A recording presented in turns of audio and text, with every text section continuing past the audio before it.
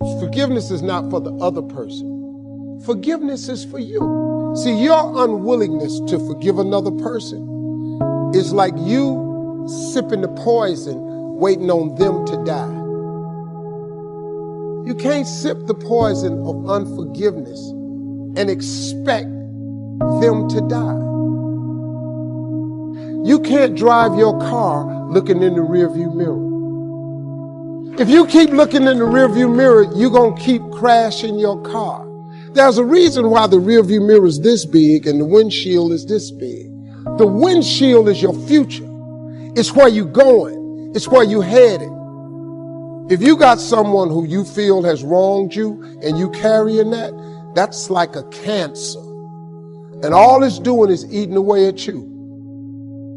You know how many people I just let go so I could just go where God had for me? Look, man, if you got something that's been bothering you in your life, get past it. You cannot go into a new season if you're always looking back at the old. Quit putting energy into negative things of the past. The way to get past it is you have to starve it.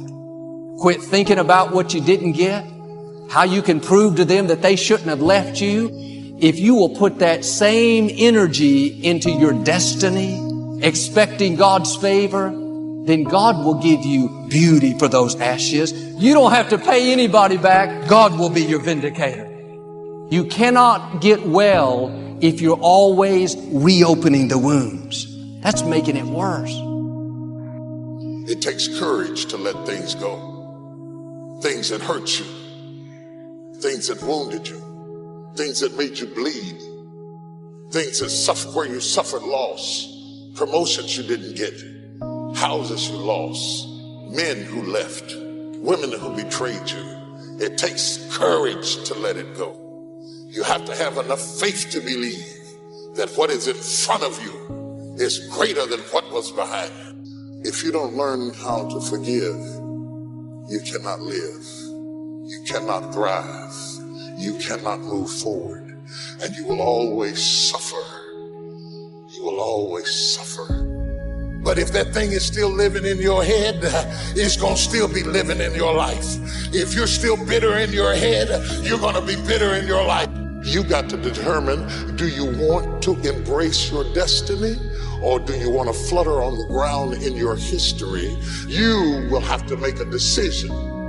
If you want more in the second half of your life than what you had in the first half of your life, then you're going to have to let the first half go. If you don't learn how to forgive, you cannot live. You cannot thrive. You cannot move forward. And you will always suffer. I cannot step into the future and still think in my past. I cannot let the rumors and the stain of what they said about me destroy my opportunity. Unforgiveness does not hurt your enemy, it hurts you. For you to be unforgiving is like you drinking poison and waiting on him to die. Forgiveness of yourself and of others will release you from the prison of the past. Thoughts of bitterness cannot create joy.